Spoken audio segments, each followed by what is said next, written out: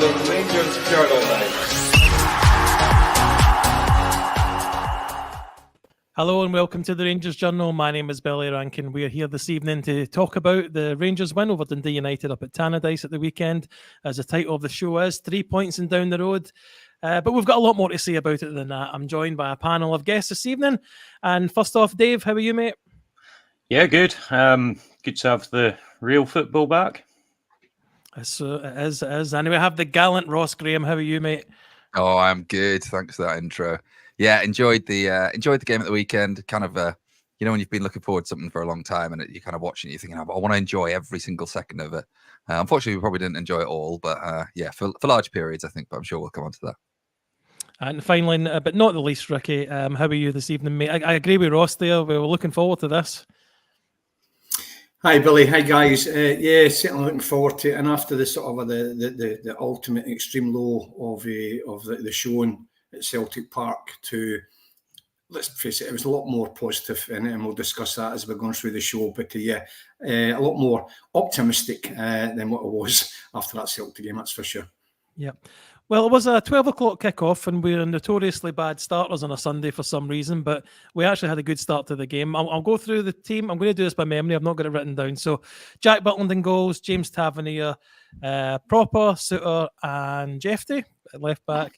Midfield, Diamandi, Barron. We had Lawrence, Dessers, and Cortez. How's that team sound? Sounds better than what turned up. I thought you were going to get the joke. Yeah, we'd also had Kieran Dowell on the right wing, but not that I noticed him playing it there much. Dave, I'll come to you first of all. I was surprised at that lineup, but there is an underlying reason for it. But were you okay with it? Yeah, I mean, I think, the fan inside me was very much wanting to see all the new signings, Bayrami playing, potentially Casa getting a run out. I think the realist in me kind of knew that wasn't going to happen. I think Clement set the expectations with his press conference that we're unlikely to see Bayrami start. I guess the one big surprise, as you've kind of alluded to, was Dowell in there, but then finding out Cherney's out, we knew McCausland had a knock, so I guess you see the logic of it. Again, as is often the case where injury woes, we're just kind of playing the hand we're dealt, aren't we? Yep.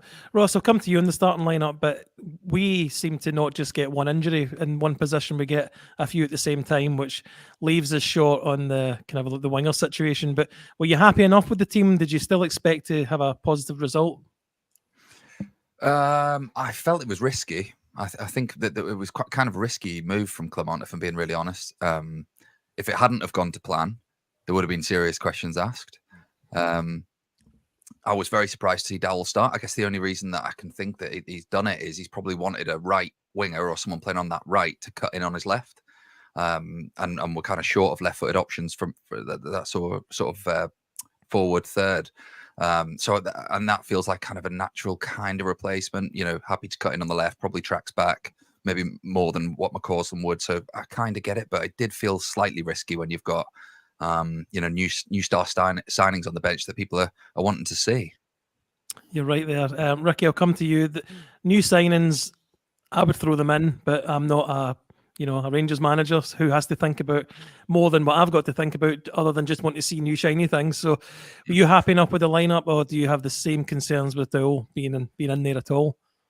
Well, I think we were all kind of optimistic that we were going to see Bayrami starting from at the start, particularly because he's just played 2 back-to-back games there internationally. So he's got the minutes in the legs, so to speak. He's fresh. He's had 2 good international games. We're screaming for that kind of number 10 area to sort of link the play, drive the play forward. And as Ross has alluded to there, it has certainly backfired had we not have got the victory, and especially the first 20 minutes. I thought we were absolutely fantastic the first 20 minutes. Obviously, the game changed slightly because they changed their tactic with that, their midfielder getting injured and taken off, and it kind of stifled us a little bit. But yeah, the lack of options at the moment through particular positions in the wingers area in particular it kind of ties the manager's hands as to who he can play. I mean, if Ridwan was available, he can play Jeffy up there, and I'm sure, as a kind of left winger to sort of compromise that left-hand side.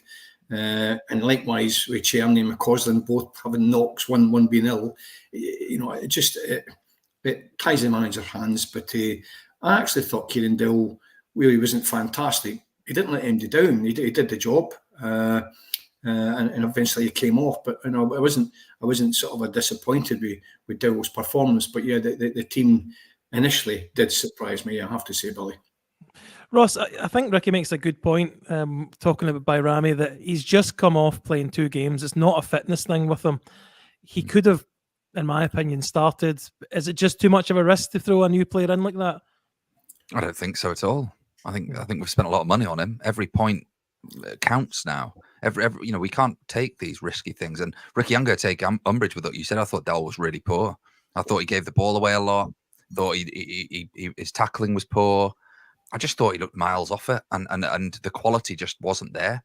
And I think, and guys in the chat, correct me if you think otherwise, but I thought he was quite clearly the worst player in a Rangers shirt yesterday. But not to say there wasn't bright sparks on the pitch, but I do think Dowell did look a level below.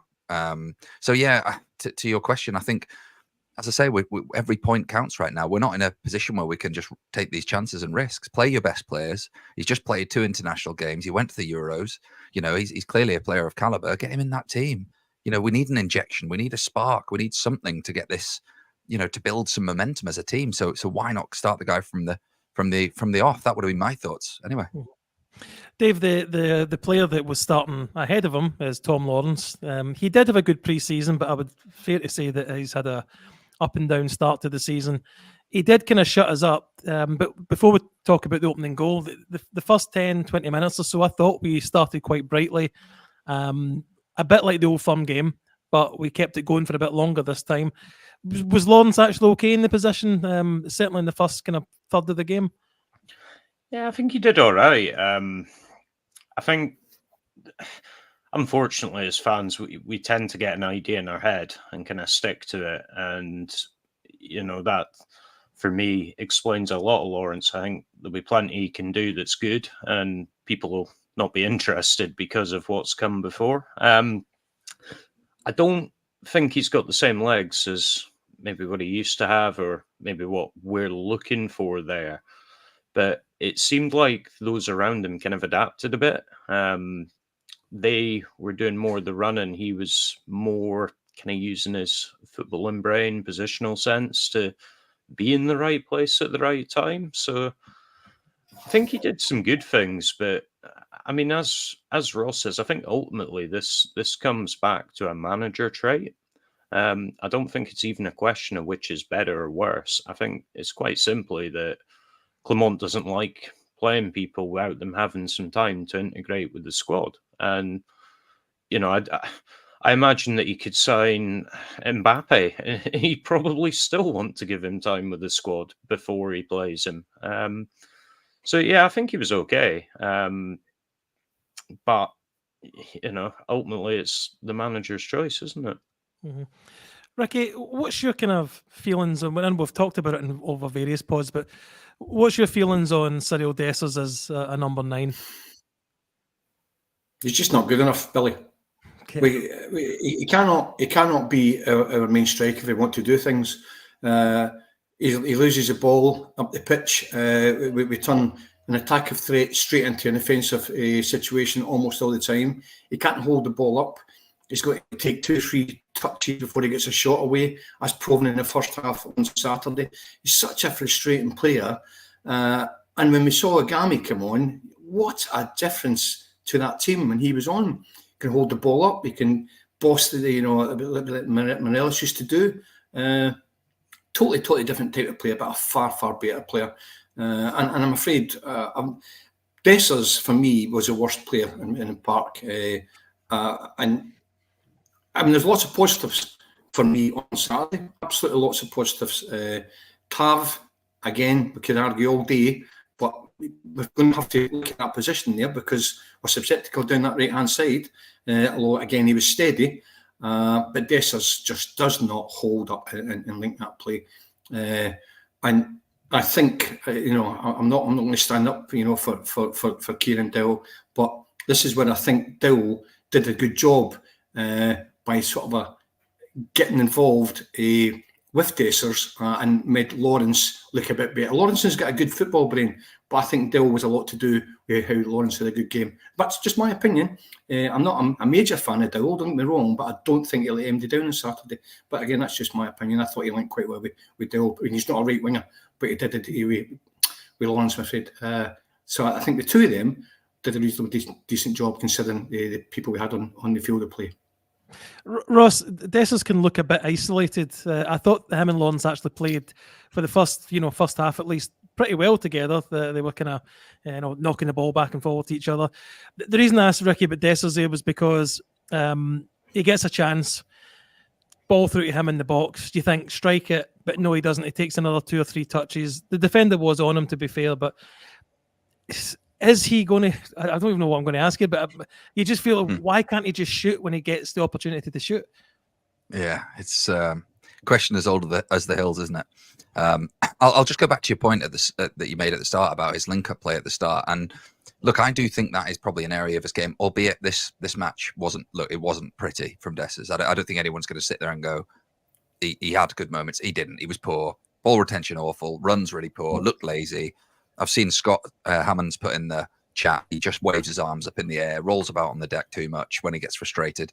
And that's really frustrating. That is frustrating as a fan. And look, he was shown up when Iggerman came on, but I'm sure we'll come on to that young man very soon. But I thought one of the reasons that Dessers did and Lawrence did look good was for the first time in a long time, Barron, Diamonde were just playing straight balls into their feet as an attacker. And where we've lacked in recent games in impetus has been where we've playing this horseshoe again at the back, trying to wait for their press, wait for that trigger, and then go from there, which feels really dicey. And maybe we'll come on to that as well, because there was a few moments in the game where it was very much heart in the mouth and risky, like we did against Celtic the other week there. But it was so refreshing to see Barron look up, play a very firm ball into Lawrence's feet, who can then turn and sort of take a man on, commit.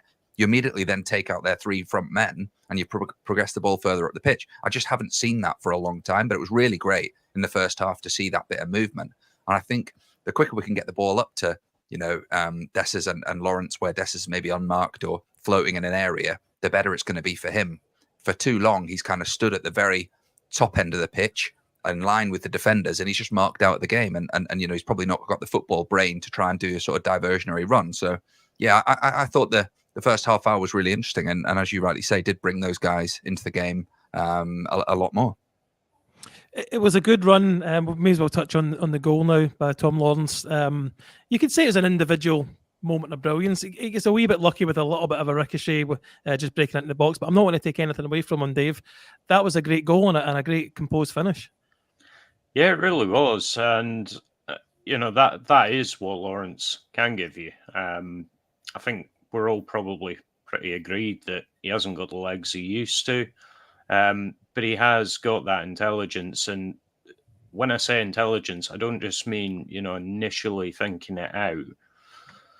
As they say, you kind of make your own luck, don't you? It took a ricochet, but he immediately kind of took that in his stride, went on another step, put it past the keeper. So, fair play to him. Good goal. I would argue he probably should have had more, but again, I'm sure we'll get to that. But for the goal itself, incredibly well taken. I was going to come to Ricky on that because you were quite positive when we were chatting before this started that we had a good opening, good first half, to be fair. And, Lawrence could have had another couple of goals. I thought he was quite, not his best game for us, but he was having a good game. I thought Tom Lawrence was very bright all the first half. Leading up to his goal, it was actually a good layoff. I think the ball came in centrally. I don't know if it was Diamande, it might even been Dowell, I'm not too sure. But it was a good knock-off from Dessers into his path. 4 players round about him. We talked about the ricochet. But it was a great finish. There was only one place that ball was going to go. It was going to end up in the back of the net and it had to be dinked over the goalkeeper. So it was a great finish. And it gave Lawrence a lot of confidence, and you could see the energy in him as a player for the rest of the half. Cortez, I thought, had a decent game. Clearly they've took him off and brought Bajrami on for the second period. But these were all the positives for me on Saturday. On Sunday. I just felt the two lads that Ross already mentioned in the middle of the park. They're starting to get a good partnership together. Whether they two remain together, Barron and Diamandi, or whether it's going to be Barron and Raskin or whoever it may be, it's good options in there now. And the more they play together, the better we'll be in the middle of the park there. And when we get our quality players back in both wings with the options there, and whether that be Nagami or Dessers, which going through the middle, the number 10 for me is a pivotal player. And this is where Bajrami, when they bring him on, they brought him on the left-hand side. So it's a position which I don't know the guy. Let's be honest here. But I'm convinced he's a central player. But yet Clement brings him on and puts him down the left-hand side in a team that he doesn't know, in a position that he's not familiar with. And some people might correct me if I'm wrong here, but I think he's a central player. And he could be pivotal to our season if he can keep him fit. He could be the person, him and, dare I say it, Hadji, when we get him back in that squad. Lincoln being either, something like 3 games a week now up until January, I read something like that. So the likes of Hadji will need to get brought into this squad to allow the momentum to keep on going through our domestic football, the cup games, and obviously the European games, which are going to come in thick and fast. So we need a squad, and we need to hopefully try and keep these players fit, because the past 2-3 seasons, we've had absolute horrible luck when it comes to injuries to key players. I agree with your sentiment. We had you there, Ricky. I'm not so sure that's going to happen. I just, for whatever reason, whether it be the financial side, or the manager, he actually, I'm not going to talk about Make It Hadji podcast, but he did mention it wasn't just his decision that he's not playing. So there must be something else in the background. But Ross, let's. Sorry, on you go, Ricky. You have your hand up there. On you go. Yeah, it's just, I don't want to drag on about Hadji. So we've had that pod about Hadji, but we're in a situation with Hadji now where there's nowhere to go anymore. We cannot pay a guy £1 million to be sitting in the B team. So somebody has to bite the bullet and get him in the squad, because we cannot afford. And if we want to try and sell the guy come January, then we need to be giving him some game time, or we'll just be giving him away. This is just Rangers all over again, isn't it? We need to get the guy in the team. He's obviously a quality player, 2 good feet. Get him in that squad. He'll be able to contribute. We've done this pod before, but I think there's no way, in my opinion, can he sit and languish on that kind of wage with the B team. I'm sure everybody agrees with me. Well, Ross, let's move on to just focus on the first half at the moment. Doug's kindly made this up for us. Colours are a wee bit awkward on my screen, but you can see on the match momentum flow, bar maybe 2 little patches in the first half, the momentum was with us for the whole game. It felt like that for me in the first half. Is that how it felt for you? 100%. Yeah, I thought we were brilliant. First half hour, I think especially, we were superb. Really high energy, positivity. I thought the fans were incredible. So if you can't play well with fans like that, then I don't know what you need. But it's football's probably not your thing. But yeah, we were brilliant. Very sharp passing. I thought Jeff Day getting the ball into the box a number of times was great. We haven't seen that since probably Barisic, getting those consistent deliveries in. Arguably with a better number 9 in there. Sorry, Mitch, I can hear you already in my ear saying don't slag Big Des off too much. But if we had a better striker in there, I think maybe we would have scored a couple more, or at least created a bit more havoc in there.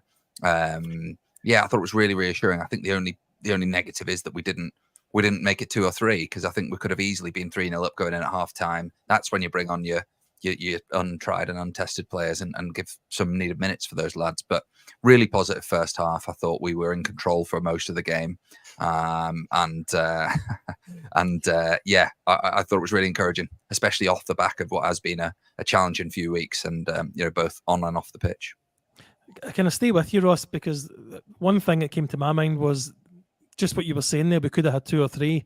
This is becoming a bit of a problem, and we really need to work on getting, if we score an early goal in the 7th minute, we need to be putting another one in or 2 in that first half. What do you think?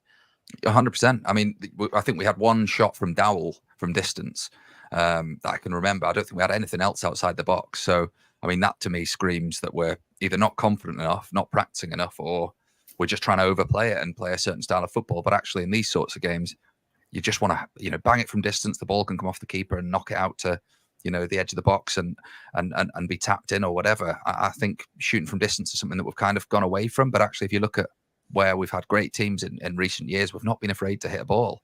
So I would like to see that step on a little bit. And probably like to see a bit more of the midfielders going beyond Dessers. That's how Lawrence scored his goal. And again, it feels like we're quite rigid at times. I'd like to maybe see a bit more of Dessers pulling into the hole, allowing taking a defender with him and allowing Lawrence or Dio to get beyond him and just kind of create a bit of a problem for the defence, because I feel like we're a little bit static at times. Dave, I'm looking at the creative play box there. Diamande, I'm quite happy to see him at the top of that box this week, because there's been some kind of murmurings or doubts about him being a particularly good player. I really like him, so I'm glad to see him in top of that creativity level box. But how did you feel he played on Sunday? I thought he was all right, to be honest. Just all right. Yeah, I don't think he was great, but I do think a lot of what he does potentially goes unnoticed. He's not one of these that's going to be sort of vying for top scorer or anything. But he's industrious in the middle, keen to take the ball. He seemed to play it a bit quicker for me yesterday, which I think is one of the criticisms that's been levelled at him, is sometimes he seems to want a bit too much time on the ball. I think we saw improvements. There's probably still a ways to go to sort of see the player that Clement keeps kind of bigging up as the next big fee. And I do wonder if maybe that's a bit of an albatross around his neck at the minute, is that the manager keeps kind of bigging him up as, he's going to be the one that goes for big money. But yeah, as in isolation yesterday, I thought he was pretty good. If I come to you, Ricky, you mentioned Tavernier not having the best of games. He is a fifth in our creative play list. Not great, though. One key pass, one accurate cross, and 2 accurate long balls. Not great. See, Tav, I think, has been an amazing player for us over the piece of time. But there comes a time where people's legs have gone.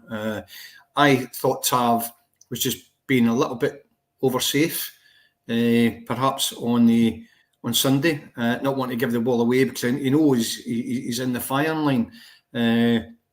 But I just think for any winger up against him with any kind of pace is going to love it against Tav, because there's a few times the guy got down the outside of him and get the cross in, and Tav just hasn't got the legs to close that cross down. And against the better teams, we're going to get punished down that side with James Tavernier in the team as he's playing right now. Now, he's not getting any younger, so for me, across the back four, it's a little bit of a weak area, albeit as our skipper. It's as simple as that. Now, it's going to come down again. I mentioned Hadji shortly, and I apologise for that. The manager's got his favourites. If the manager, and Tavernier has saw a lot of managers come and go, and yet they've all come in, they've all kept him as a skipper. Now, Clement knows what he's doing. If Clement's going to keep him there, then fine. I allude to the Hadji thing there. If Clement's going to dig his heels and keep Hadji out that squad, then he's the one that will have to sort of potentially face the consequences for that decision. Who knows? But on the kind of the front there, I think Diomande and young Barron are starting to look pretty decent, pretty promising. They're starting to understand each other's play, and I think that will only get better as the season goes on. But what's again the positive thing for me, looking at our squad at the moment, if we're all fit, when you've got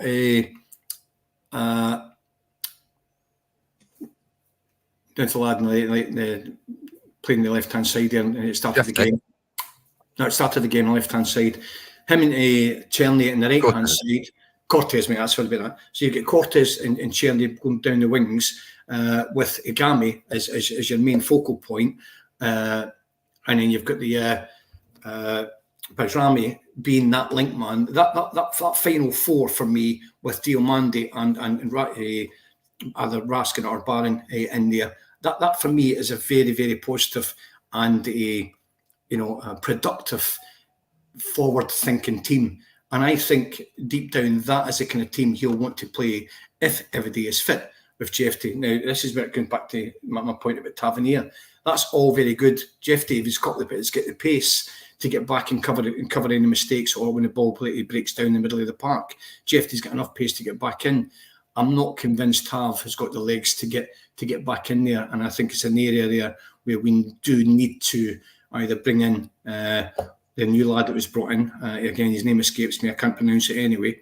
Or Sterling plays in there, one of the two. So there is options, and again, that's positive to me because the options are there now, which we never had the back end of last season. So Celtic game aside, I think things are starting to look a lot brighter for me personally. Anyway, that's for sure. Dave, it's no surprise managers have their favourites. But do you think there's a call to replace Tav or give another? Sterling was mooted as the backup for him. He didn't look like he's going to be getting on there anytime soon. Has he got much other options other than Tavernier?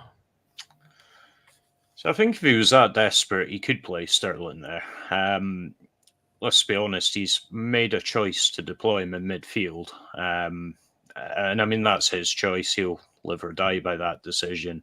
We've also got the new boy, Big Casa. He's been christened Ricky because nobody can pronounce his name properly. Casemiro. Come on, that's it. It's easy. Oh, there we go. Casemiro. Okay. I hope that's right, Billy, or I'm blaming you. I have no idea. It is now. So I mean, he's been bought in as well, and he can also play right back. I don't think Tav should be playing all the time, right? I just don't think he's got it in him anymore at this age. I think, again, we've covered this on a pod, but fundamentally it comes back to our entire structure for me. We are built as a team to play with those attacking fullbacks, and let's be honest, we've relied on Tav to fulfill that role for an awfully long time. There's been seasons where he's been our top scorer, or if not top scorer, he's been right up there with the top scorer. And, quite simply, if you're relying on that attacking output from someone, asking them to then do the defensive side as well, it's almost unfair. There's 11 players on that pitch, and for a long time, Tav's been the primary attacking outlet. Now, all that said, the guy is pushing on. I think we should be limiting his minutes this season, and then probably we're aimed to phase him out over the next kind of summer, if not the season after, but he plays a bit part role season after this one. But I think as far as the managers go, I mean, these managers don't want to lose their job, right? They're not there thinking, let's pick Tav and I'll get myself the sack. So, it's easy to look at his deficiencies and say, oh God, why would a manager pick him? But the fact is, you probably need to ask yourself, what is he offering that the managers are picking? And for me, for a long time, that's been his attacking outlet. Now, as I said, this isn't me defending Tav to the hilt. I do think we need to start limiting his time. But I can absolutely see why managers have picked him and continue to pick him. Ross, we'll move into the second half. We're nearly half an hour into it, and we've only really kind of touched on the first half. But the second half, we get a good opportunity at the beginning of it, but then it kind of becomes a Dundee United Rory Delap tribute with throwing every throw in into the box. They get a couple of corners. This is, for me, where not killing teams off earlier becomes an issue for us in the second half, because it just takes one almost happened, a deflection, and Butland, does he save it? I think he does save it, but there's one shot, they get a shot which was going wide but deflects, and Butland makes a save. It was heart and mouth stuff, wasn't it, for a lot of that second half? Yeah, I mean, what I would say is I actually thought we defended pretty well. I think if we kind of restricted them to that shot, and there was a header by my namesake towards the end of the game, which, look, I think if we can defend like that for long stretch of the season, then we'll pick up, our fair share of points. I don't think we were ever really, off the line or scrambling about. So I think, I was looking at the stat or the match stats that you had up before that Doug had produced, and the corners were similar. They had a similar amount of corners than we did, and similar second half possession. And if you look at the match momentum as well, that was sort of more towards Dundee United in the second half. So for me, I wasn't ever really too worried. I know that sounds daft at 1-0. There's always a chance, and we've seen it 100 times before. But I didn't feel overly cautious or worried. I thought we actually managed it quite well defensively. And look, they've come up. This is a huge game for them. There's going to be pressure against us, especially at 1-0. But going back to your point, yes, we should have definitely killed the game off. And Lawrence arguably, 100% had the best chances to do that. And I just wanted to, for what it's worth, I wanted to just back my boy James Tavernier up. I thought he played well. I thought he was solid at the back. I thought, and I saw, I think it was Gary put something in the chat there that look, there's always going to be crosses in the box. But and Ricky, going to your point as well, maybe he's not getting the numbers, but maybe he has to this year focus on his defensive work, focus on his lung busting runs, and look, I'll agree that he, towards the end of the game he looked like he was tiring, but I thought first half he was really good. I thought he was completely solid. I think we've just set a very high bar for the guy.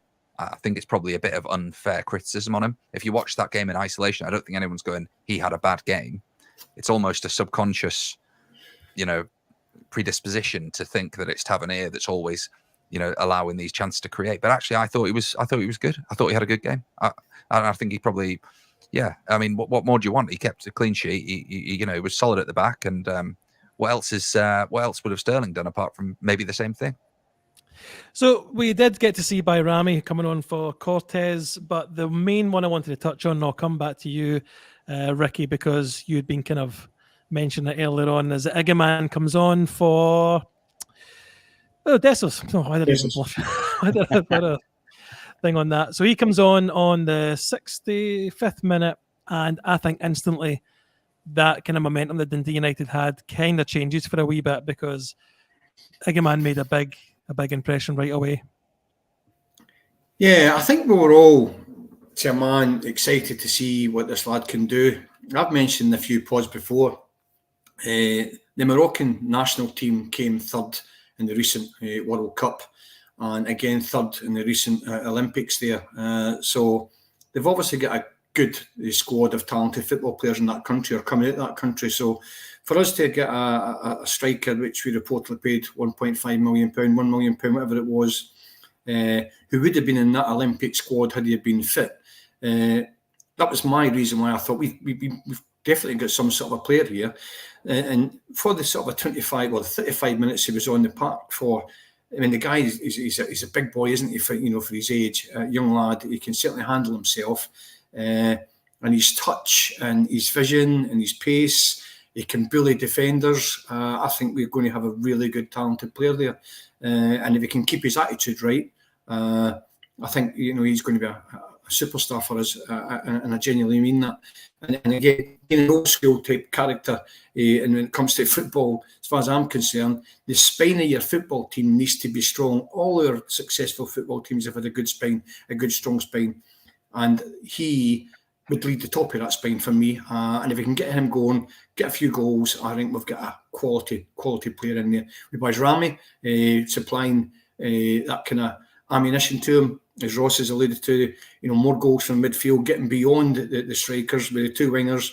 We will get goals from that front four, no problem at all, in my opinion, when we get them all on the pitch. And then they can sort of knit together, because I think that's one of the problems we've got at the moment. A kind of overhaul of players who don't even know each other that well. So the season will get better, I'm sure, as we go on, but it's just for me a lot more positive than what it was after that Celtic game, 100%. Rossi immediately creates a chance for Lawrence when he comes on with a great chest and turn. He's done it a couple of times in the game. I had been hopeful for him to be a great success, because we did an interview months ago with the guy from Morocco who said he was going to be fantastic for us. Well, this is the first chance we've got a proper look at him for half an hour or so, and he really impressed me. Yeah. I've been excited to talk about him, really. because my missus doesn't care. So I'm pleased I can talk to you lads about it. The floor is yours, mate. On you go. Thank you. No, he came on for a few minutes against Celtic, didn't he? And look, the game was dead and buried at that point. But even then, you could see he had a bit about him. I think he brought the ball down and beat a man and went with the ball. And I was watching it with my dad, and I said, Dad, wait to see. This guy's going to be a good player here. I guess going back to my initial thoughts when we got him, absolutely no idea about him, no preconceptions, just maybe a youth player, kind of integrated longer term, like maybe Nsiala is, or that type of thing. But clearly, he's made an impact in training, and you can see from the stature of him and kind of his physicality that he's going to be able to handle himself in our league. And yeah, he came on a couple of times. He just brought the ball down beautifully, like absolutely beautifully. I thought his awareness of players around him was superb. He knew when he could take it down and turn, or he knew where he had to sort of get rid of the ball quite quickly. I think we've got a real super talent on our hands. I'm being very conscious that I don't want to big him up too much, but he's that player, isn't he? That next week you want to see him on that team sheet, first name down there, so we can all just sit there and watch him and enjoy. Because we've had players that have come in and big expectations and just maybe haven't hit the floor running like we'd want them to. You think of your Ramses, you think of players like that you probably should be really excited about. But where a player comes out of the woodwork like this, and you think, okay, this is why we're going to turn up, and this is why we're going to watch this guy, because he can, and that sort of those little moves, those little things that get the crowd up, that get the energy from the team. And if you know you've got a player like that who's kind of lively, sparky in there, can bring the ball down, can beat a man, aggressive. From what I've seen online, he can shoot from distance. Then yeah, look, I think the world is at his feet in terms of being a Rangers player here. So he's not got huge amounts of competition in that area. So go and make that position yours, young man, and go, get the goals and get the assists, and we'll latch onto you and love you. I agree with you fully, Ross. Dave, he, as I say, set up an immediate kind of chance for Tom Lawrence. Unfortunately, the goalkeeper saves it. What was your impression of him this kind of longer run out? Does he deserve a start next week at Dundee?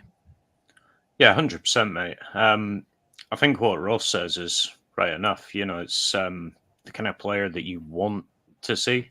I think a lot of what he did was good. I guess my only word of caution is I think we need to see it consistently. The fact that he's done it in his couple of opening games is great, but we do need to see that consistency. Just if you think back, even kind of recent history with Gerrard bringing in Koulibaly in midfield, I think we'd all pretty much convinced ourselves, he was the next Kante and we were going to sign him, etc. And then had an injury and it all kind of went. So I'm really excited with what I've seen. Definitely think he deserves a start and a chance to kind of really stake his claim to that place. But I do just think we need to be a wee bit cautious that we need to see this over maybe, this season, building into next season. I don't want to get. I've been burnt too many times, Ross. Oh, come on, get on the hype train. We've not got loads to sing a song and dance about, so let's just get on board. You're easily won over, David. I'll stay with you. No one's mentioned it from the first half, and I'm glad, because I wanted to kind of give a five, maybe 10 minutes if it goes that long section on this.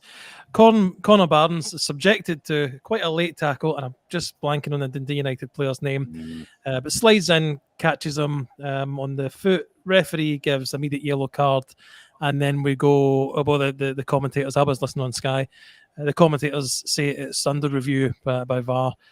What's your opinion on just give me your live, watching it on TV and then looking back on it, did you think it should have been upgraded to a red card? So I think watching it live, like most fans, screaming, get him off, etc. Seeing the replays, in fairness, for me, probably is a yellow card. I know, I've seen it all over social media. There'll be comparisons to ones we've been burnt by, but we know what consistency is. The simple fact is, taking that tackle in isolation, for me, I think a yellow is reasonable. It wasn't dangerous. It had the potential to be dangerous, but I think in isolation it probably wasn't. So I think a yellow is good for me. I think the key thing for me, and you kind of touched on this and we spoke about it in the chat as well, is it didn't seem to faze him at all. you sometimes see players in that situation have a rush of blood to the head, or shrink back a bit and try and avoid that kind of tackle again, but didn't faze him at all. Just kept doing his thing and had a really good game, I thought. Well, let me introduce a special guest for this evening, and I mean special guest, and it's Kevin Thompson. Kevin, how are you doing this evening, mate? Thank you for joining us. All good, lads. Apologies I was late. I got caught up watching the boys training with a couple of parents, so apologies. But yeah, all good, thanks. We're just discussing the tackle Can you hear me on Conor okay? Barron. Aye. We may have a little bit of a delay, but I'll try and see if it resolves itself. But we're talking about Conor Barron. Was he with you at Kelty when you were manager there? Was he on loan from Aberdeen at the time? He was, yeah. We had wee Connor. He was a star for us, to be honest. To think that he was playing in League Two, only two and a bit years ago. So obviously going back up to Aberdeen and kind of, you could say establishing himself, I suppose, as a first team player, getting his new contract, etc., and then obviously that contract elapsing, and then getting an opportunity to obviously move to Ibrox. But now he was a breath of fresh air for us, the wee man. He was, all due respect, having like almost a future Rangers player playing in League Two was a wee bit of a golden star for us. So he was different class. And is that something you could see that from that kind of loan spell with you, that he was destined for bigger than Aberdeen?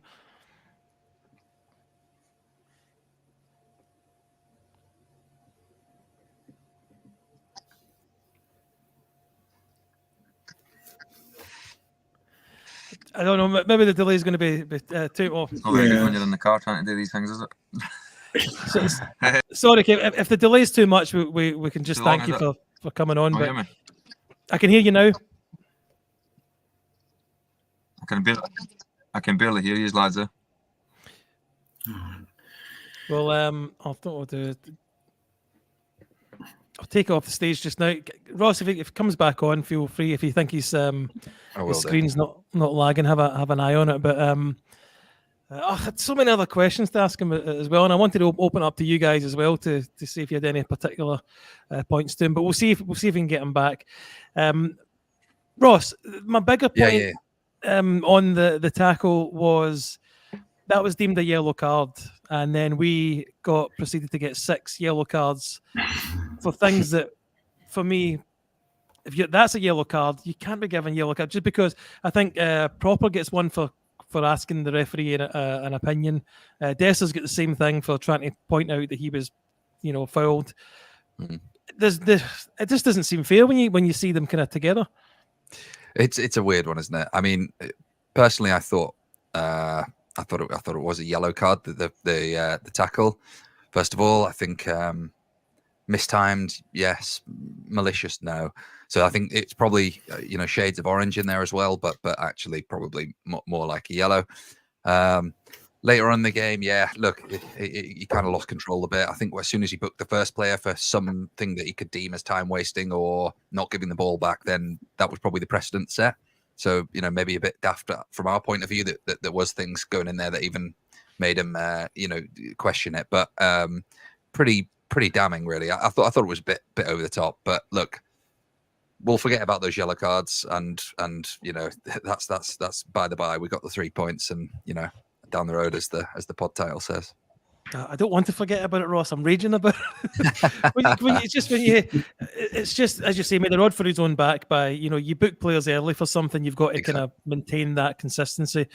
Ricky, it was 6 yellow cards for us, 4 for Dundee United. I felt that theirs, Rangers fan, theirs were all deserved and ours were unfair for a few of them.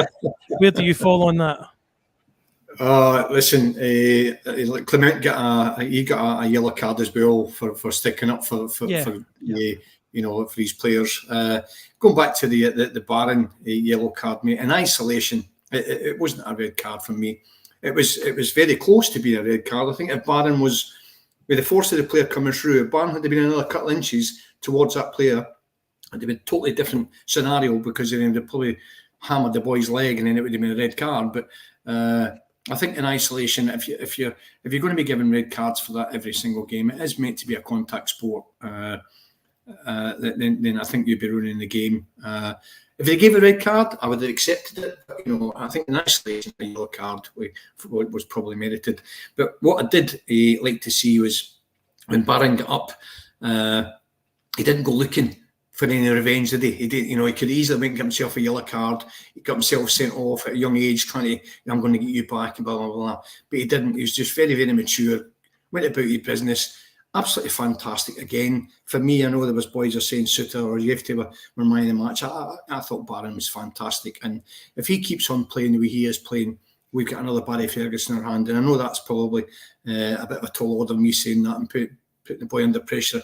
But I think he's as good as, or he could be as good as, what Barry Ferguson was for us, especially if he keeps progressing the way he is. And certainly a future captain for us after Tav sort of reneges, because that was one of the big questions last season. If Tav does leave, who gets the armband? Is it Butland? Is it, well, for me, I'd give it to Barron.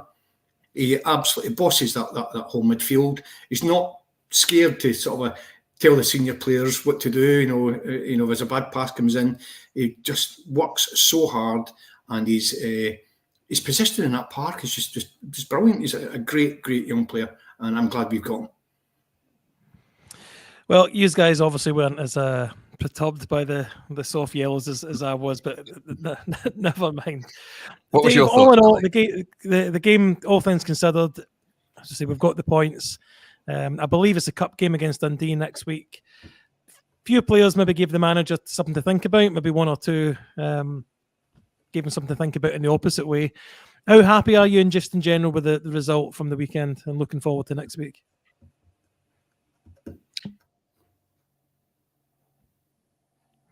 Was that to me? Sorry, Billy. You can come in. Yeah, it's I just try to be positive here, Billy, because all the signs are looking good. We've now virtually got a decent replacement for every single position now, and I think every Rangers team needs to have that, so that if we do have somebody injured or somebody gets taken off, at least the same standard of player is going to come on and replicate that position, wherever that was going to be. And I think that's really, really important for us going forward.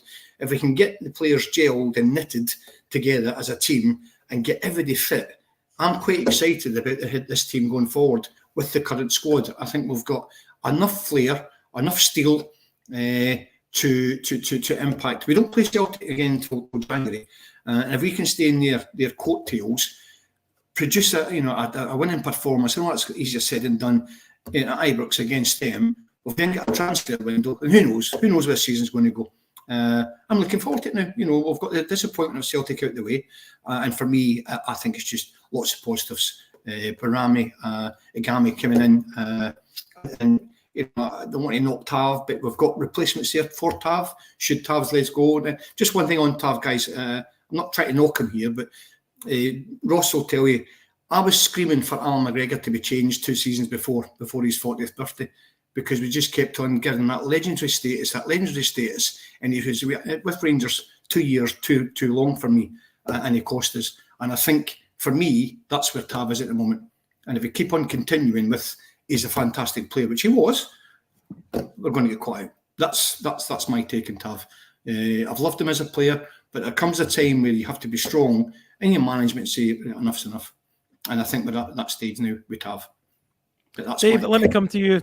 Your feelings just after the game's over, 24 hours or so after the game. We've got a cup game to look forward to next week. How are you feeling about things at the moment? Yeah, I'm all right about it, to be honest, mate. I think first and foremost we needed a win after the disappointment prior to the international break, so we got that.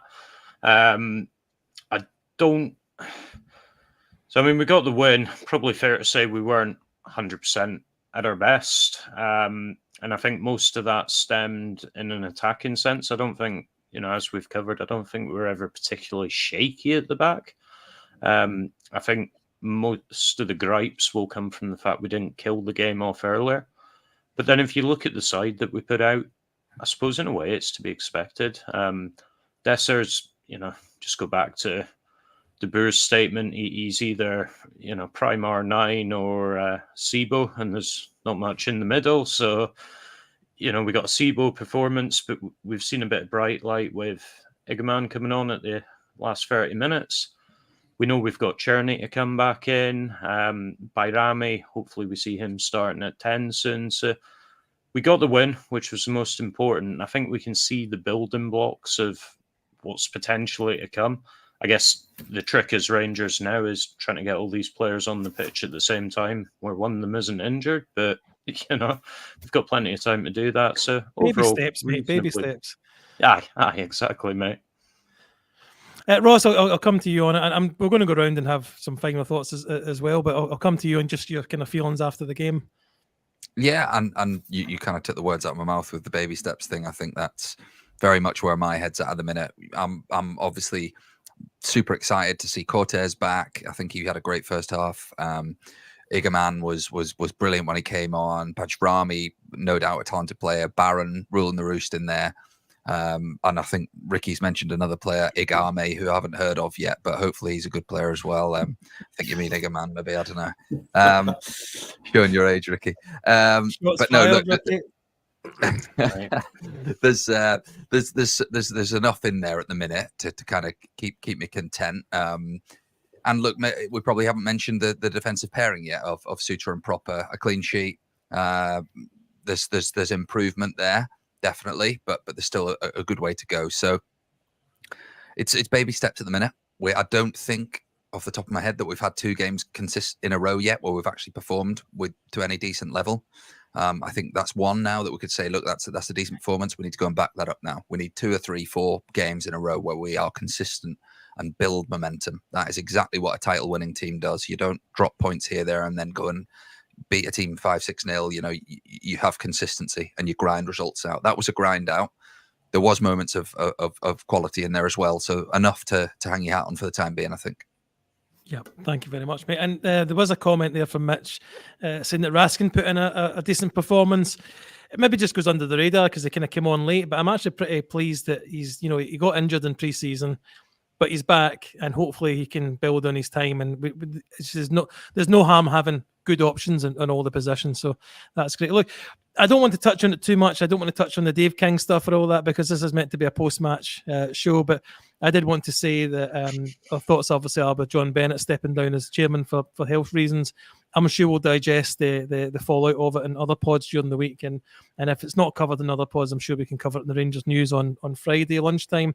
But I'll go around the room for final thoughts, guys. Dave, anything you wanted to bring up we've not discussed yet? Just touching on the comment about Raskin, I think potentially the biggest kind of compliment you can play him is, we had Barron and Dio on as our first choice. He came on, there was no drop off in the midfield for me. And I think it's really good to actually kind of see that where, last season, all right, you might have had an okay starting 11, but as soon as you brought someone on, you saw a very noticeable dip. The fact that we can now bring on someone in midfield and not see that corresponding dip is probably huge for me. Obviously, the next few windows are going to be focused around building that up a bit more so we see it across more positions. But I think it's great that we're seeing that in midfield where we've got options we can bring in and not see a drop now. Thank you very much, Dave. Thank you for coming on. Ross, any final thoughts from yourself? Anything you want to touch on we haven't yet? Obviously, we're all bitterly disappointed we didn't get more time with Kevin Thompson, but we'll try and get him on another pod. Yeah, we pay him by the minute. That's the thing. So we had to cut it short, that one. We don't make a lot of advertising money yet. No, just joking. KT loves the Rangers Journal. No, look, thanks for having me on. Great to chat Rangers again and back to winning ways. So thanks everyone for watching. Please do hit that like button and share it where you can. And if you haven't yet, do subscribe to the Rangers Journal. Yep, you too could be the 2,000 subscriber. If you subscribe now, you could be that 2,000. Ricky, thanks for coming on again, mate. What's that? Yeah, thanks for having me, Billy. Just a couple of things that we haven't really spoken about, really. With Jeffy, what an absolute game he had as well. He spoke about him. 20-year-old lad who really excites me as well. He looks as if he'll get beyond. Plays well with Cortez. So that's exciting going forward as well, that left-hand side. And I've said it time again before, Bailey Rice for me, you start introducing him as the season goes on in the middle of that park, and we've got a fantastic young player there as well. Raskin, great to see him back. And I thought McCausland was looking quite good as well. You know, he worked hard on McCausland. I know he's got a knock there.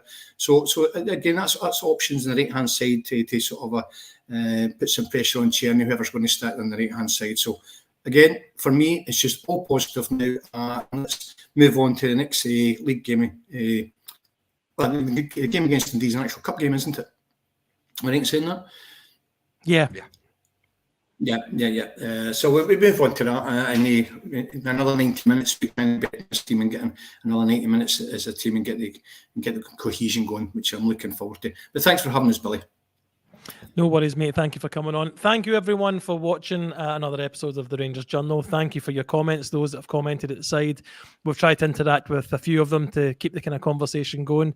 Again, we always say, please like and subscribe. Go on Facebook. Tell all your friends about us on these places. Go on Twitter. Share the pod with anybody you think be interested in it, and we really do appreciate that. So all leaves me to say is thanks again for watching, and every night is a Rangers Journal night. Good night.